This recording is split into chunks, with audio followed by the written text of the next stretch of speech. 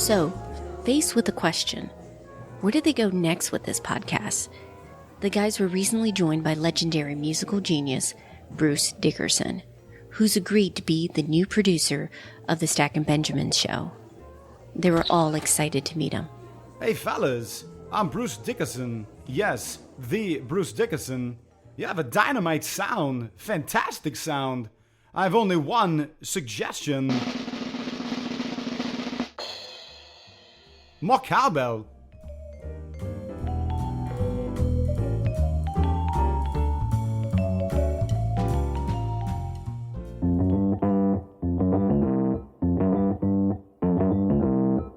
Live from Joe's mom's basement, it's the Stacking Benjamin Show.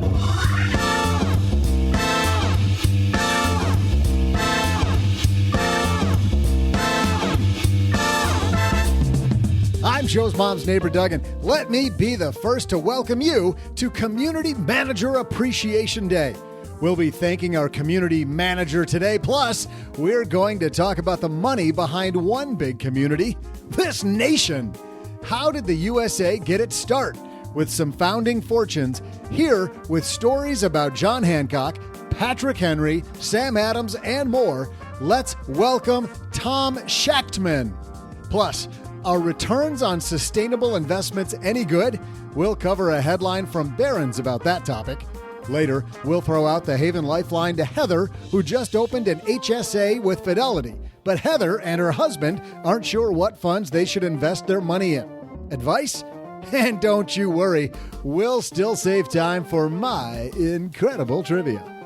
And now, two guys who couldn't tell you the difference between a DM, a Finster, and a TikTok machine, Joe and O-G.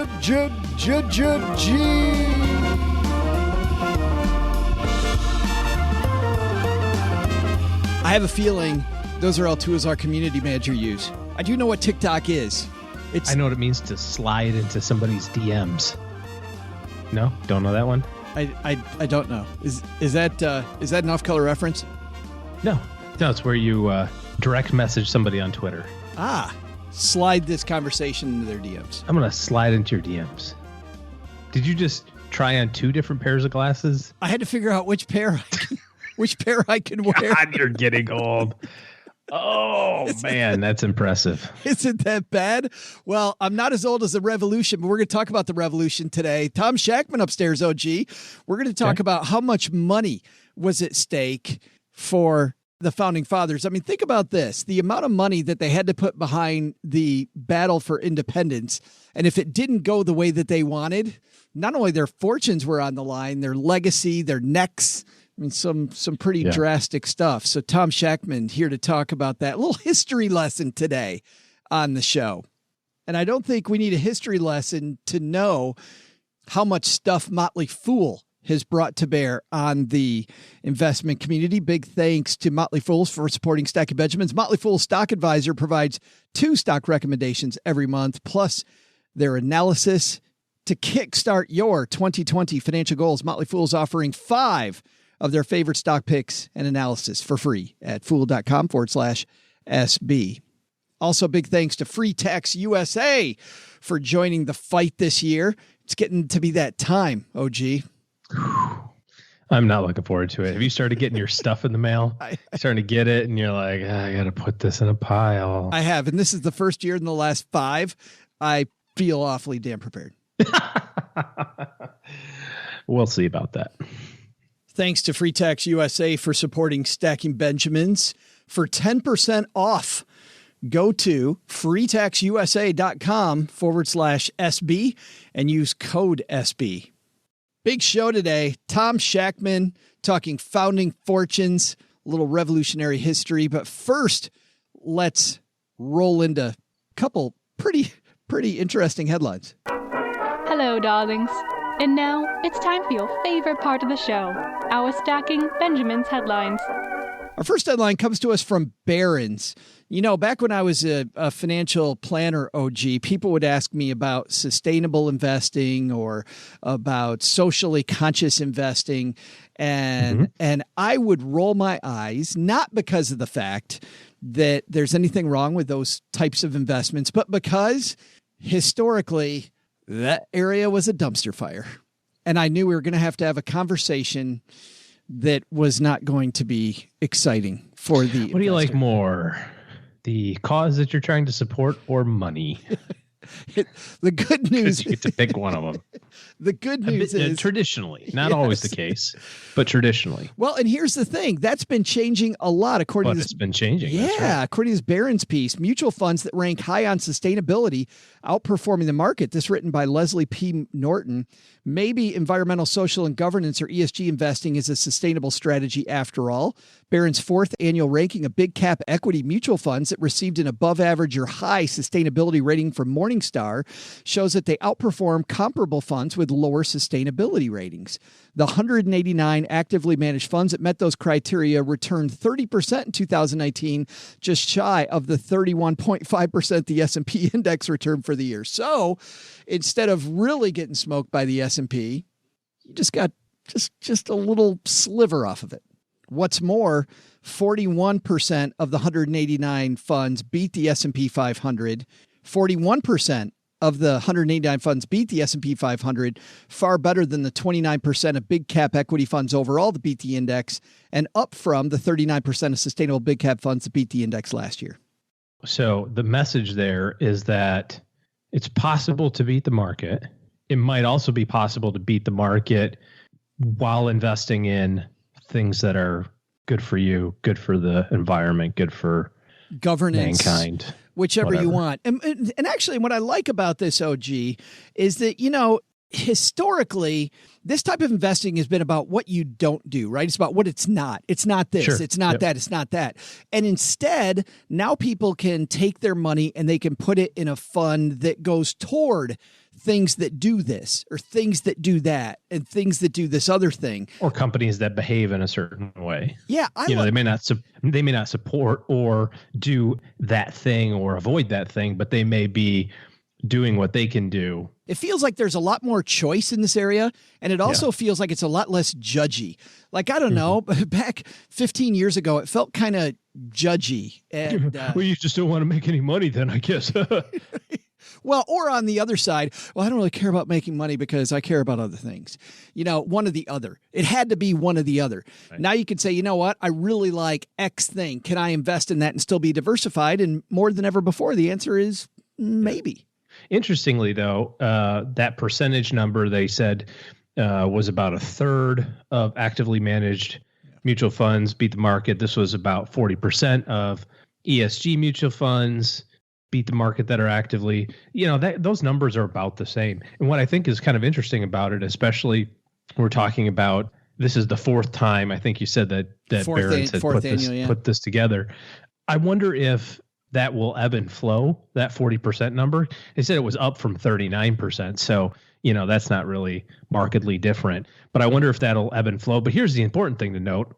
Just because that fund, ABC fund, did it in 2019 is no predictive value of whether or not it will do it in 2020. And that's what this piece goes on to say next. They are right in your wheelhouse. So, listen to this. Such outperformance could be coincidence, to be sure. After all, the practice of sustainability has pushed fund managers and investors into high-quality growth companies, exactly the kinds of stocks that have dominated a market where economic growth is sluggish and interest rates are low. The outperformance could also be fleeting. In 2019, according to Yardeni Research, S&P 500 operating earnings probably grew 1%, even though the index fetches 18.5 times consensus estimates for 2020. If and when overall earnings snap back, these funds could lag behind. I don't think the message, though, here is getting ahead with ESG investing. I think the bigger message is, I think we're starting to see more of a blend in, it's just becoming a part of the game for a lot of fund managers. You can do it if you want and not have to suffer. Yeah. Our second headline comes to us from financialplanning.com, the place where financial planning nerds like OG and I hang out. This written by for yourself. Jessica. You don't hang out here? Jessica, Matt, you do hang out here. You're just not a nerd. Not a nerd. You're obviously. Yeah. Is Schwab. Cool man OG. I want to talk about this because this is a little area that you and I know a lot about, but a lot of people listening to this show might not know something about. Is Schwab blocking broker breakaways is the headline. And I could see the little smile on your face. This is interesting stuff that we're going to get into. People don't even know this stuff occurs. After almost a decade working for Charles Schwab as a financial planner, David Sau was ready for a change and had his eyes set on the independent channel. Soon after he began his search in January 2019, a headhunter told Sau he'd had no success finding a match. 3 RIAs that interviewed Sau came back with identical answers, no. They all said, Dave, we can't talk with you. Sau says, the reason, quote, basically, they were using Schwab as a custodian, and Schwab would have issues. Even as Schwab doubles down on its aggressive advertising campaign that promotes the value of the independent advisory channel, a lawsuit, as well as what one former Schwab executive refers to as an, quote, unwritten policy, highlight the lengths Schwab is willing to go to keep its own employees from going independent with RIAs that use its custodial division and taking any clients with them. We've seen this happen at brokers all the time, OG. You're working with somebody who is with one of the big major firms, and all of a sudden they tell you, Becky's not here anymore. And you go, well, where did Becky go? I don't have any idea where Becky went. But a lot of the time... Oh, no, they know exactly where Becky went, but they're not going to tell you. But on the other side... You find out that Becky left a company. You might even see advertisements for Becky. Becky doesn't contact you, and you thought you and Becky were friends. She's been your advisor for a long time, and she doesn't even have the courtesy to call you. Well, the reason might be that Becky can't call you because Becky will get sued if she calls you. This is kind of a Jerry Maguire thing, I think, OG. Well, there's a lot of rules on how you can behave, and every company is going to be a little bit different with this. I think the last sentence that you had about Schwab around they don't want them to take their clients with them. And that's really the biggest thing. I mean, when you think about it from the perspective of the business owner, in this case, Schwab, or your example, Becky's broker, who put forth all of the effort to acquire that client? And by effort, I mean, not the sitting down face to face. I mean the $10 million ad campaign. Oh, yeah. That got you to walk into the Schwab office. Right. That got you to roll over your money. That got you to whatever.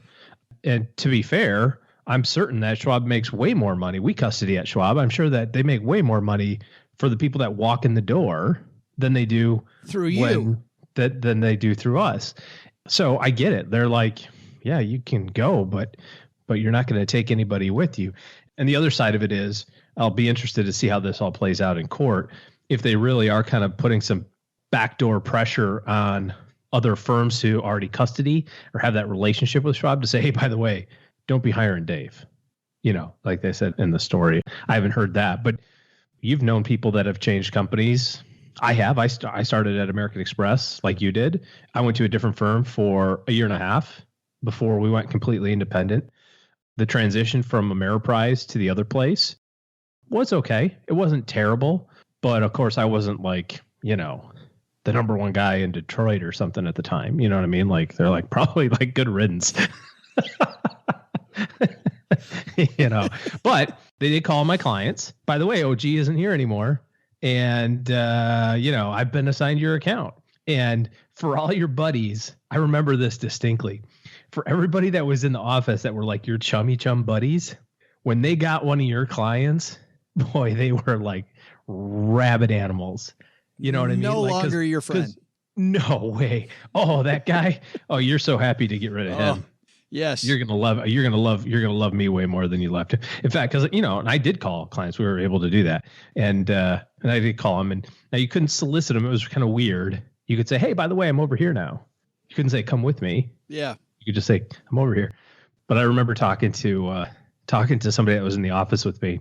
And I said, hey, I heard you talk to, you know, Bill and Judy or whatever their names were. Like, yeah, they're really great clients. They're gonna be great clients. I'm like, well, I'm sure you told them that I'm like down the street, right? And he's like, no, why would I do that? I got a free client out of the deal. Yeah. You know. So, sorry, man. A little cutthroat. I love you and all. Yeah. However. Yeah. Yeah, not persona non grata after a while, but you got to track down your people. That's why it's important just to be independent. Nobody calls me.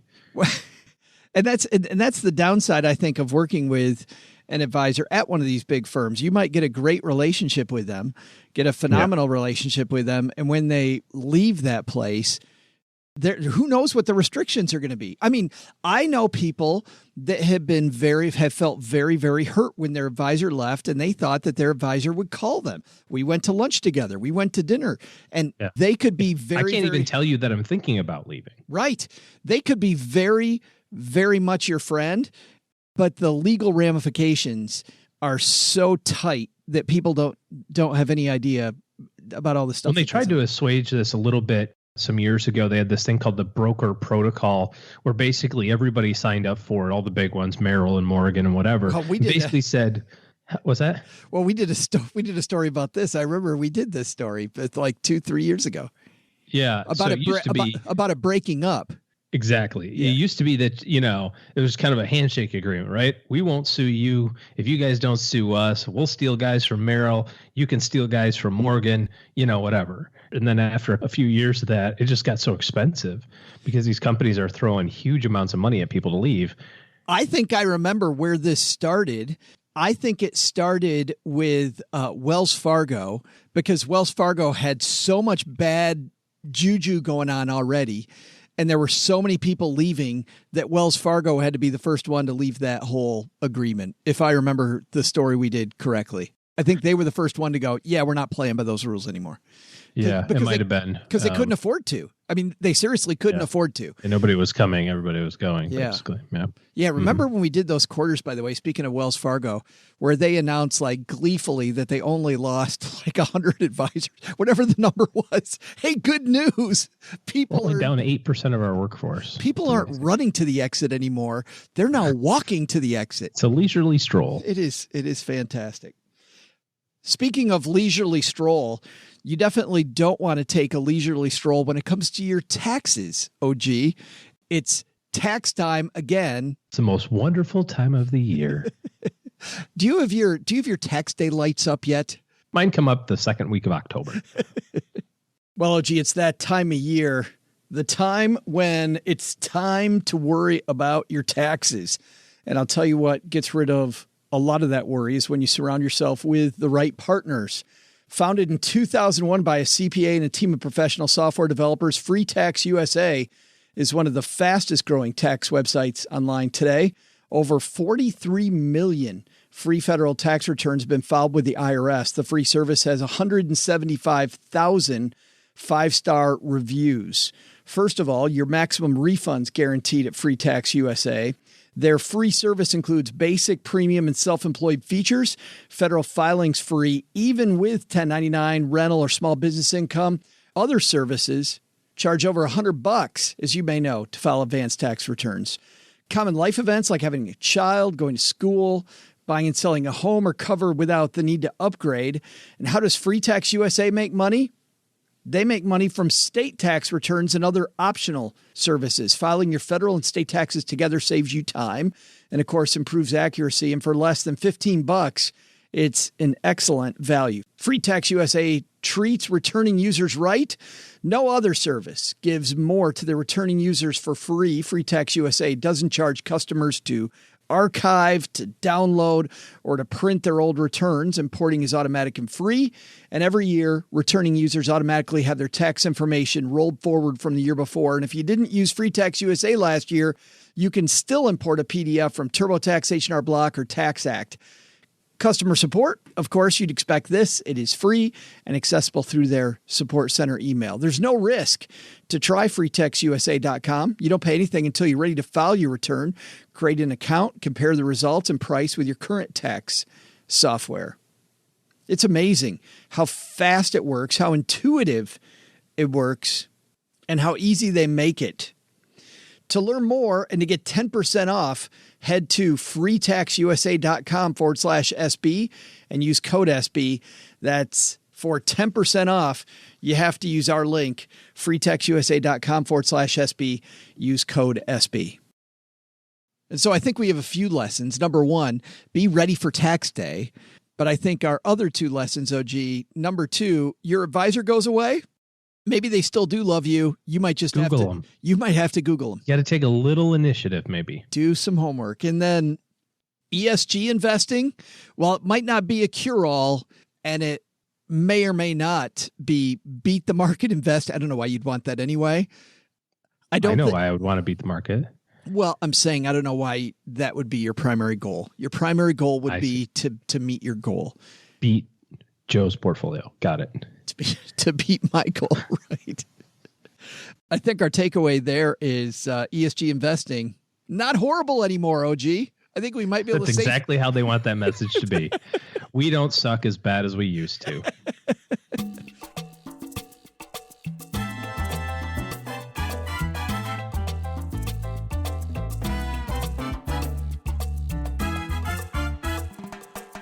Tom Shachtman is the author of a brand new book out called Founding Fortunes. I love this stuff.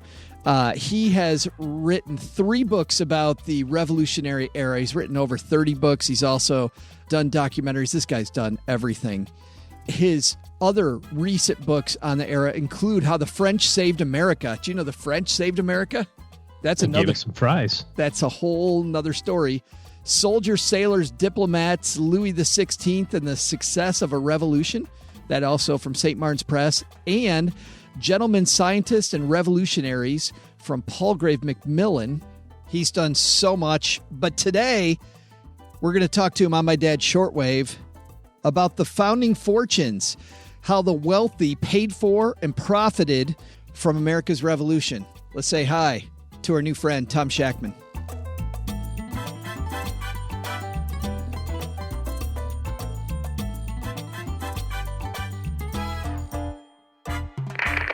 And on My Dad's Shortwave, it's our new friend, Tom Shachtman. Tom, how are you?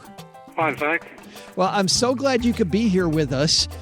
Before we get into this, there are 2 acts I think that are going to be fundamental to our entire discussion. And those are the Stamp Act and the Townsend Act. And before we get into this, obviously isn't where you start with the book, but I think we need to start here so people know what the heck we're talking about. Tell me what the Stamp Act was and what it did. Oh, well, the Stamp Act was passed by the British Parliament in 1765 to try to make America pay retroactively for the French and Indian War, which had ended in 1763. And actually, the Americans had paid almost everything they owed at that point. They were paying it sort of twice as fast as the British thought they were going to. So some bright guy in Parliament said, well, if they're not able to pay, why don't we charge them more? And then we'll just make them put stamps on it so it won't look like we're taxing them. It'll look like them taxing themselves. Well, we caught on pretty quickly, and most of the stamps never even got to this country. They didn't quite suffer the fate of the tea, was that some years later, get dumped into the ocean, but pretty close enough. And so they sent the stamps back, the stamp-making things, and we actually got Parliament to rescind the Stamp Acts. And they said, well, that's very good. So next time, let's see if we can figure out a way to tax them where they don't even think they're being taxed.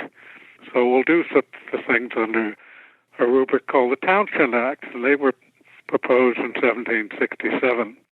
And there were a whole slew of different things, sort of like cutting off your toenails so that you won't know that you're losing your toes. And there was many different things. And the Americans responded this time by forming the first consumer boycott. They had what they call the non-importation councils, where if you were buying something from Great Britain, it really had to be something very basic and very necessary, or else they'd confiscate it from you. Thomas Jefferson was so afraid of them that he had imported 14 sash windows from Monticello, and he had to give them up, when they came in. He said, oh, I'm so sorry, I ordered these. You also wrote, Tom, that he had a carriage that was delivered, and he had to defend the carriage too, right? Right. Yeah, and Hancock was sort of on the council there, so he was pretty embarrassed. Well, he said, I'm not meaning to resell the carriage, I'm just going to use it for me, so it's really not a problem for you all, is it? And they said, well, no, but don't use a carriage. So he eventually said, okay, and then he decided to fire a couple of people so that he would look good. I wanted to begin, now that we know what those acts are, the way that you begin the book with John Hancock. And John Hancock owns a ship. And John Hancock is a really, really wealthy dude. But it sounds like, Tom, he was a smuggler, and he tried very hard to make sure that the British weren't onto exactly what was on his ships. Yes, all of those things are true. I mean, most people, if they were going to make money there, they had to get around the rules a little bit. But I think we need to go back even further and just say, look, the only way you could really make lots of money in America at that time was by dealing directly with the Brits, because everything else was forbidden. And so Hancock, who took over from his uncle, had a business that relied almost entirely on importing things. And then they started slapping taxes on it. And when you do that, every importer knows you can't really pass the whole thing along to your retail customer. You have to eat some of it, or else the prices will just go up very quickly, and then people just stop buying.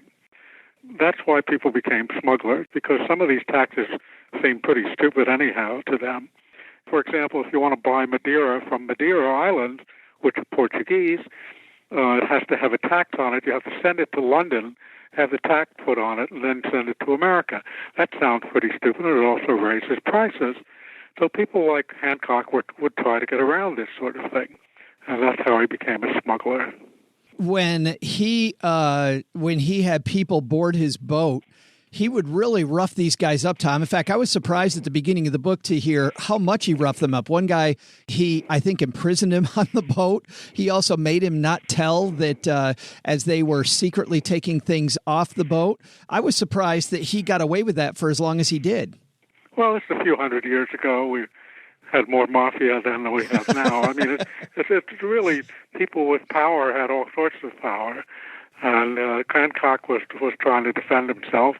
And there may be 1,000 people who worked with him, and this little municipal official was just trying to put the squeeze on him too, because there was very much of that all going on, with bribery, and it takes two to have a bribe, one to offer it, one to accept it. So there was plenty of bribery going on the British side. So these things worked out in a much more power versus power fashion than they do today. Today we just blackball you. That's easier. when he finally gets caught, his ship, you write, his ship, the Liberty, gets seized by the British. At first, the British say that they're going to allow him to, I don't know what the term would be, but like post bail on a ship where he's going to get to use it. He's still going to court, but he's going to get to use it. It's Samuel. Even when you won in court, for example, as he did, and eventually as Henry Lawrence did in a similar case down in Charleston, still had to buy back your ship. It was very complicated. That's but the reason I started my book with this incident is because it's the first time that the rich and the poor get together on a single issue. They did so a little bit in the Stamp Act, but much more in 1768. With the people who were on the pier trying to prevent the takeover of Hancock's Liberty ship are ordinary people. They're warehousemen, they're sailors, some of them are slaves, indentured servants, and all of this. And they're picking up the paving stones and they're throwing them at the British to try to prevent them from taking the Liberty. These are clearly lower class people, but they're defending the property of probably the wealthiest guy in town. And they're doing so because he had shown himself to be on their side. Revolutions really take place. They start among the lower classes, but they don't really take off until you have some top-tier people involved. It could be top-tier intellectually, but it also can generally mean top-tier in terms of wealth. You have to have the wealthy behind you, or else it looks like a rich versus the poor type of thing, and that's a different kind of revolution. Those sorts of revolutions happen now and then, but they don't really seem to take hold.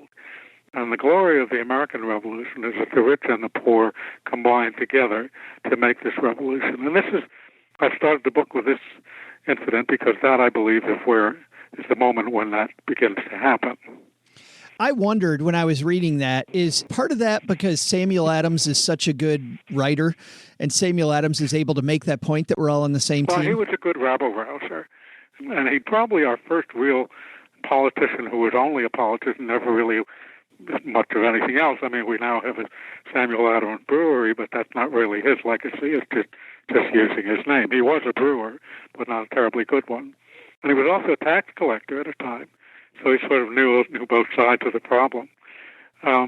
He and Hancock were an interesting team together.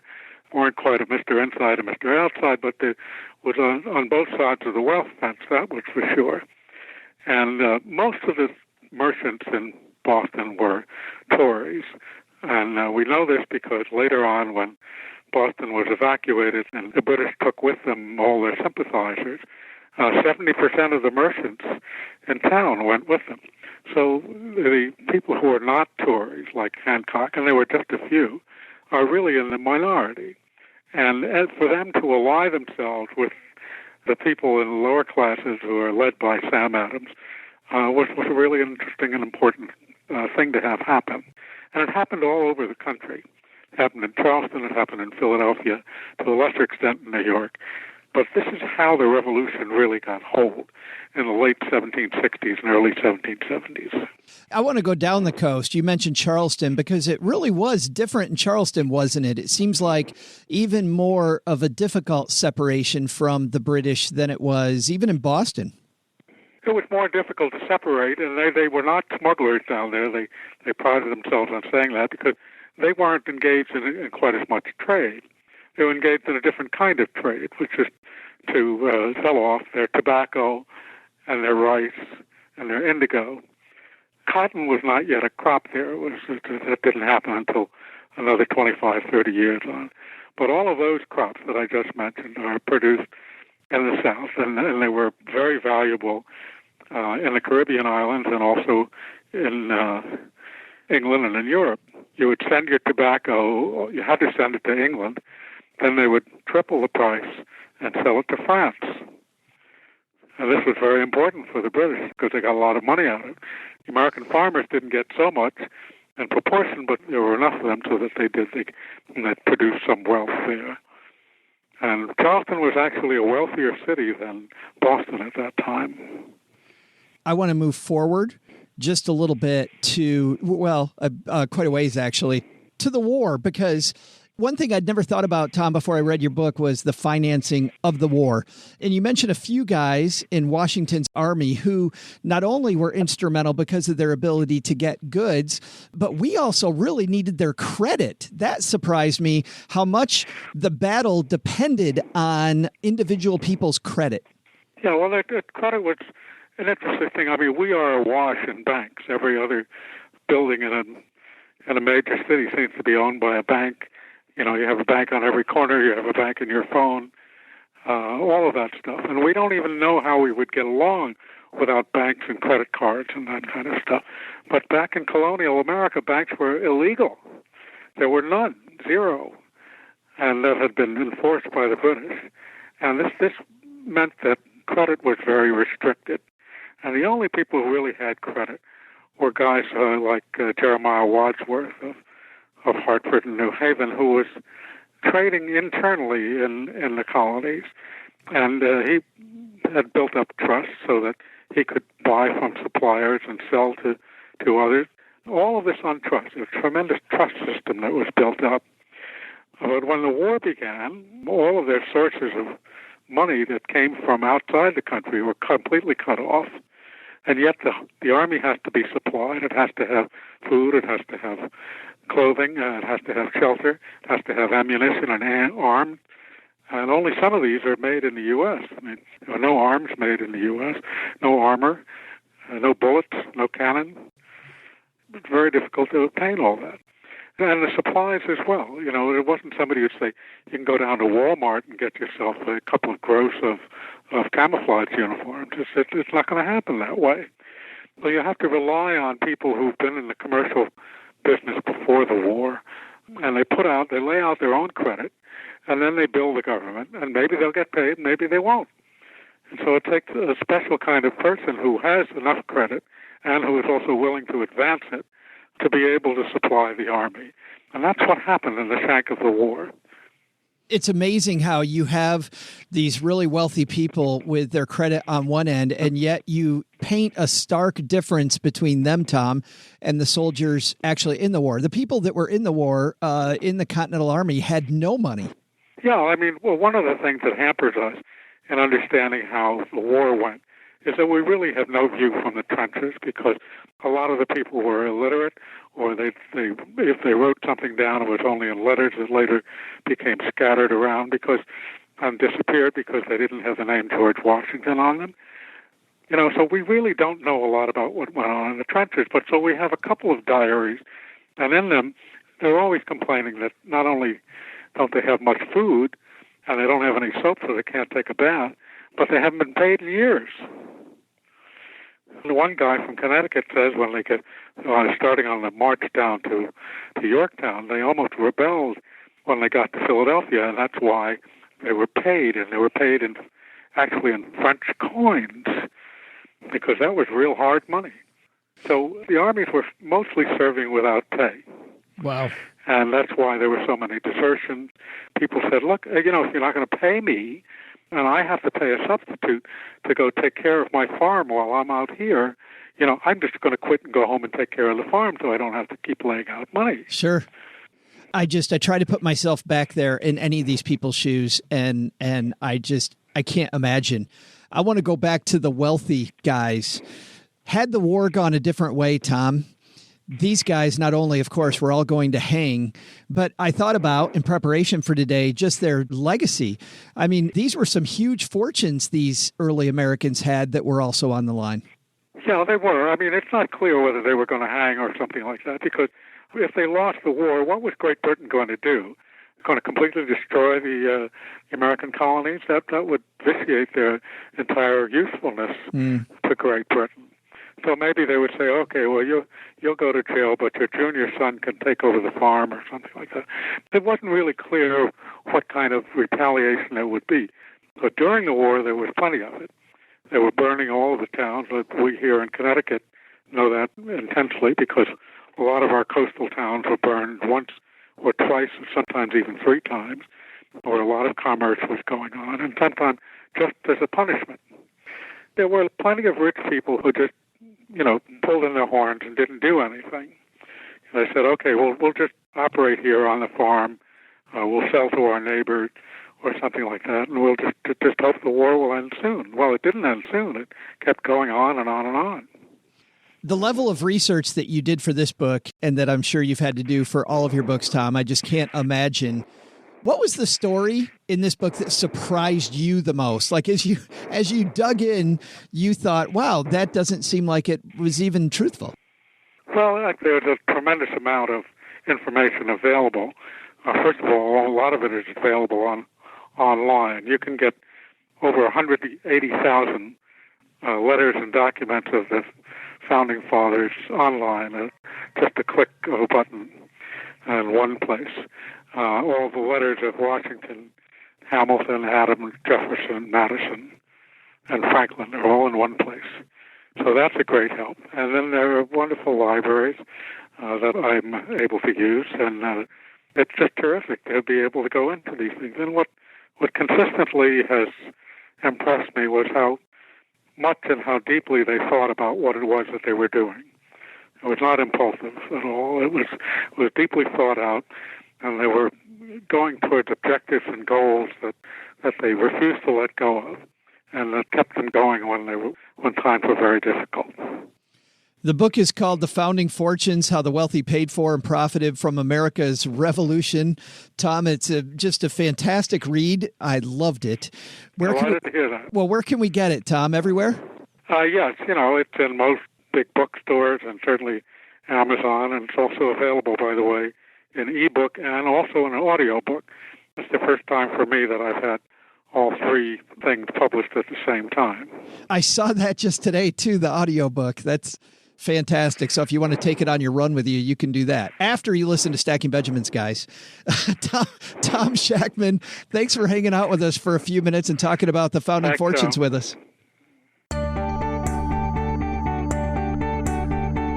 Hey there, money fans. I'm Joe's mom's neighbor, Doug. And while Tom Shachtman, guy sneaky, slips a T right there in the middle of his name, might talk about John Hancock and Sam Adams, I'm going to talk about the most important person here, Gertrude? Oh, yeah, that's right. Community manager. Yeah. So if you've forgotten, today is Community Manager Appreciation Day. And what better way to appreciate someone than taking some work off their plate? So I'm going to take some work off our community manager, Gertrude's shoulders. So, in the spirit of giving and also showing everyone who's the real genius around here, I just snuck on over and grabbed the passwords to all of our social media accounts so I could make some posts of my own. Know what I mean? So check this one out. Check it out. Let's do Facebook. That's a good one. Hey, guys, Gertrude here. See that? Everyone thinks it's her. It's brilliant. Okay. And the new Stacking Benjamins episode starring Doug is absolutely amazing. Also, Joe and OG, they talk a little bit. Gertrude, out. It sounds just like her. I'll tell you how that goes later, but I know what you really want, some of my trivia. So I'll just cover that too. How about this for a social media inspired question? Which country's users waste the most time scrolling social media? I'll be back with your answer right after I snap a few Instagram shots of me and the cat.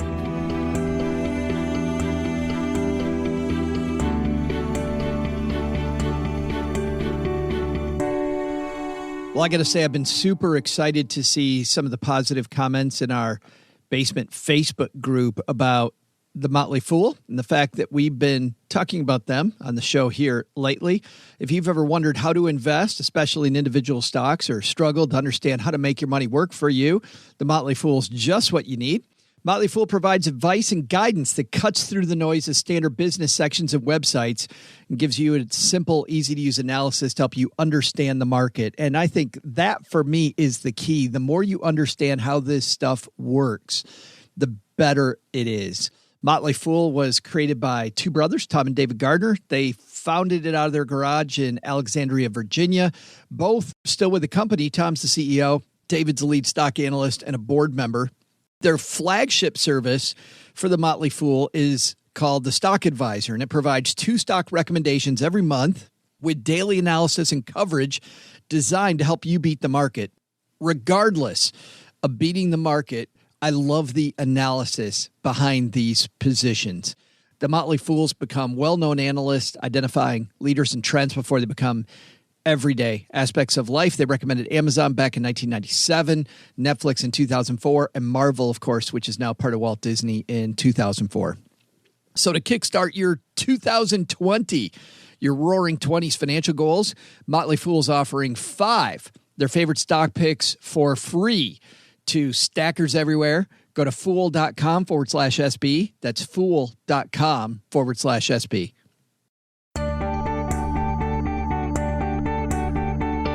Welcome back, social media lovers. I'm Joe's mom's neighbor, Doug, and here's the thrilling conclusion to today's trivia question and my quest to help out our overworked social media manager, Gertrude. Okay, I don't know what happened, but it looks like today's post about the show accidentally got deleted or something, probably something very a technical algorithmic function that went sideways, or I probably just clicked the wrong button. But it's one of those two things. But I'll just do it again. Take 2.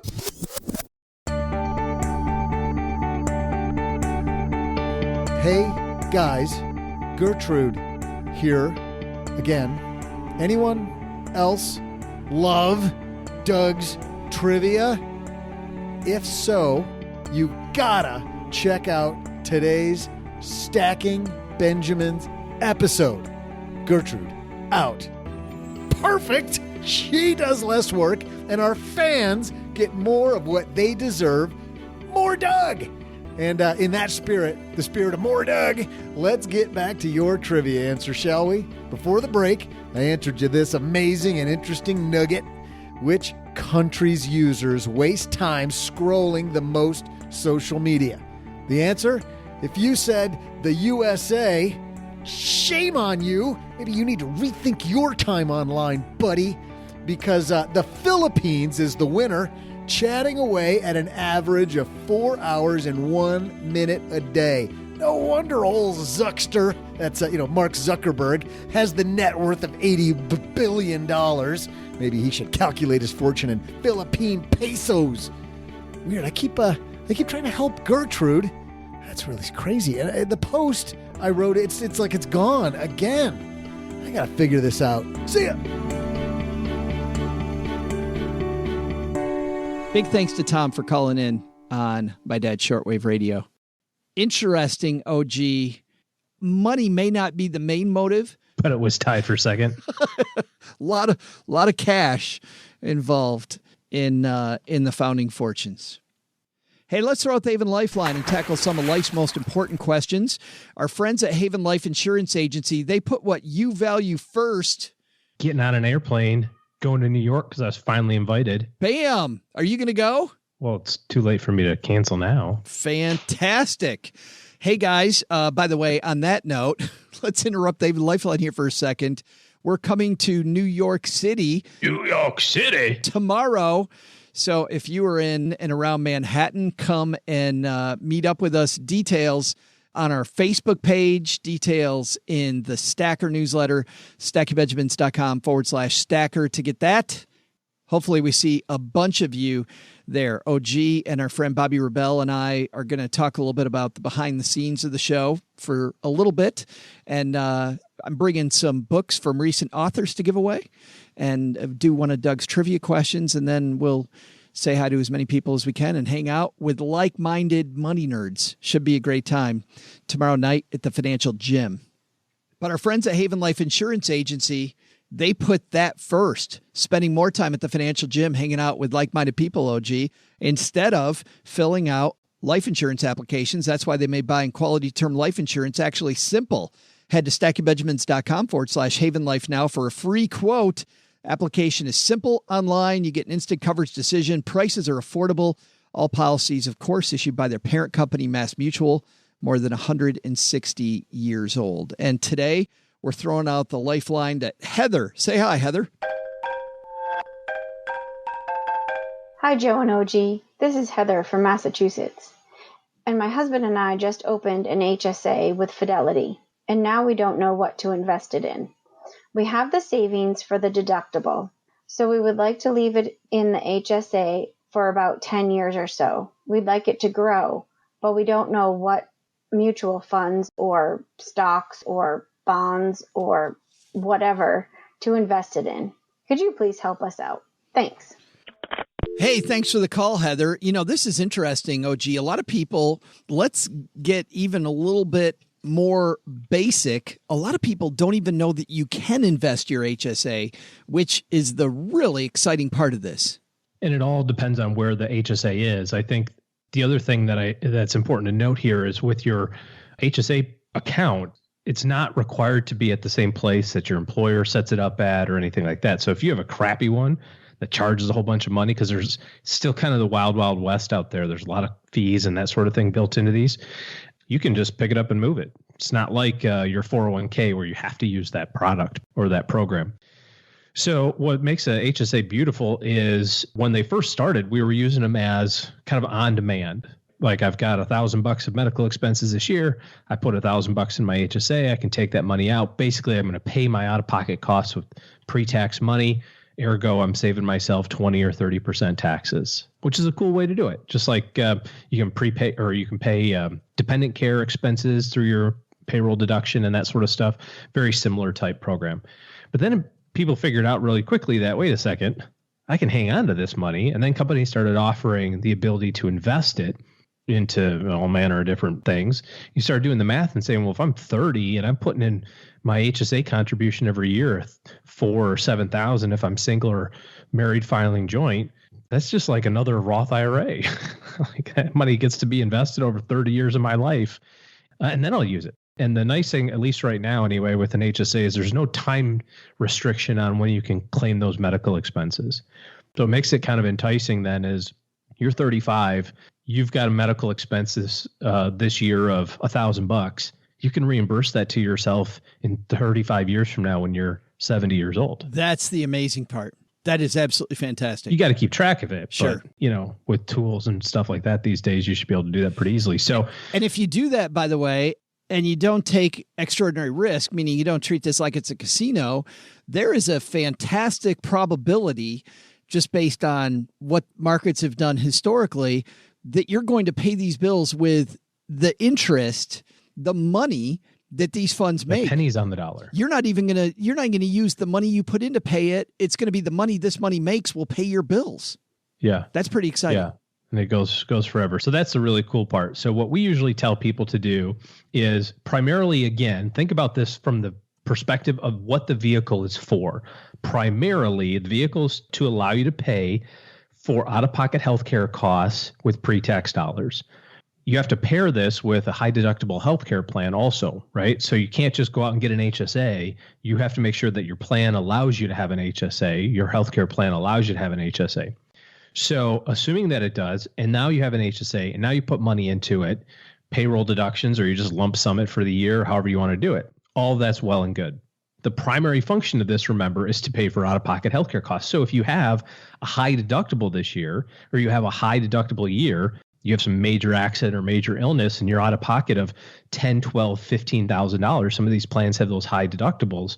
You got to come up with that money. That's what this is for. So we always tell people the best thing to do is to make sure you've got enough money in your HSA, or as Heather said, hey, we've got enough money in cash to pay the out-of-pocket deductible, and treat it the way that it's supposed to be treated. So first contribution, second contribution years are probably all going to go to cash to allow you to take care of business if, God forbid, you actually need to use this darn thing for the use that it's for, which is to pay healthcare expenses.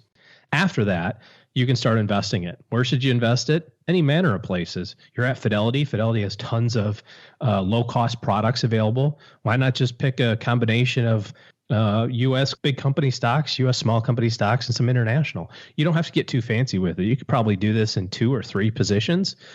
What the right allocation is entirely up to you, but it might model or might look a lot like how the world is divided up in terms of gross domestic output. You could kind of look that up and say, well, what would be the percentages if you're going to do it? But it doesn't have to be super fancy. You could put all of this year's contribution in a U.S. large company fund and all of next year's contribution in an international fund and all of the year's contribution after that in a U.S. small company fund, however you want to do it.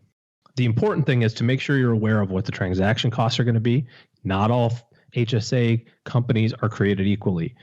And secondly, you want to make sure that you're aware of any ongoing maintenance costs that these organizations have. Some of them are kind of minuscule. You got $2 a month or whatever, but over a long period of time, that stuff can certainly add up, especially if you have a lower balance. On that note, a great resource, Heather, and for everybody else, we have for you is on our show notes page. The last 2 years in a row, we've had the experts over at Morningstar who look at HSAs, both from the fee side and the usability side, if you're going to be paying money in and out of the fund, and then the investment side. From both approaches, Morningstar looked at both of those, and we'll link to the latest time they were on, which I think was about 3 months ago, maybe 4 months ago. Seems like 3 or 4 months ago. Yeah, not that long ago. We'll have that on our show notes page at stackingbenjamins.com.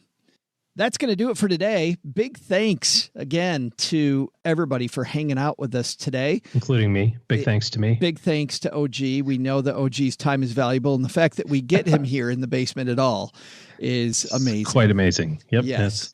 You're welcome, America. The fact that he had to bring his feather boa with him is a whole different thing. I'm not sure what that's about, but you got to look good, baby. What are you going to do? Whatever. Big thanks to everybody who's also left us reviews of this show. This one is the one Mom's bragging about today and has on the refrigerator. 5 stars from Peter Griffin III. Nice. This show is freaking amazing. That's all it says. Shipooby. There it is. Show's freaking amazing. Can almost hear it. Big thanks for that, Peter. Great job. If you'd like to shout out to the world your love of Stacky Benjamins, maybe Mom will shout it out to the Bridge Club as well. And lastly, OG and his team are taking clients. So if you'd like to know more about how they could be in your corner working for you, head to stackybenjamins.com/OG, just the letters OG, and you'll get there. All right, that's going to do it for today. Doug, you got it from your man. What should we have learned today? So, what should we learn today? First, take a lesson from Thomas Shachtman. Money? There's nearly always a financial bent, even in a revolution. Second, take a lesson from our headlines. ESG investing? If it's what you want to do, don't worry about returns being lower. Start with your goals, and if you wish to have an ESG fund, use it. But the big lesson? Hey, everybody, this is Doug, and I'm a complete doofus, and Gertrude is amazingly smart and on to me. What? Wait, I didn't write this. All right, look, I was only trying to help, Gertrude. Happy Community Managers Day? That makes it better, right? Special thanks to Tom Shachtman for joining us today. You'll find Founding Fortunes wherever books are sold. This show is created by Joe Saul-Sehy, produced by Richie Rutter-Reese, and engineered by the amazing Steve Stewart. Online, visit us on Twitter at SBenjaminsCast or on our Facebook page. I'm Joe's mom's neighbor, Doug, and I really thought doing these credits completely naked would have been a lot more fun than it actually was. SB Podcasts may receive payment on the show from sponsors and guests in the form of books, giveaway items, discounts, or other remunerations. That's a big word. There's no way you take advice from these dorks, but like Joe's mom always says, don't take advice from people you don't know. This show is for entertainment purposes only, and before making any financial decisions, consult with a real financial advisor. Thanks also to the Sizzler for helping me help Gertrude celebrate Community Manager Day. While Mike, the manager, said I still have to pay, he said he'll chip in and let us sit closer to the buffet. Thanks, Mike!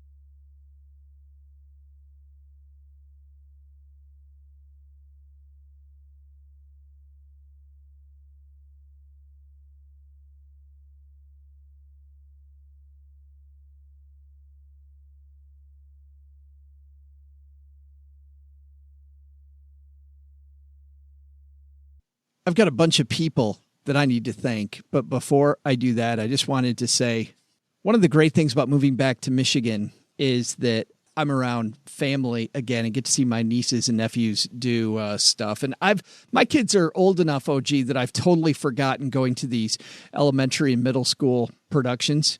And my niece got to play the part. It's amazing, isn't it? Got to play the part of a genie as a 7th grader in Aladdin. And there must have been 200 kids in this thing, and big production numbers. She did a fantastic job, but it was hilarious. Just the kids, some of the kids that want to watch the show while they're in the show. You okay? I'm listening. I'm stretching.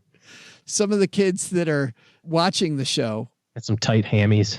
Just trying to loosen them up a little bit.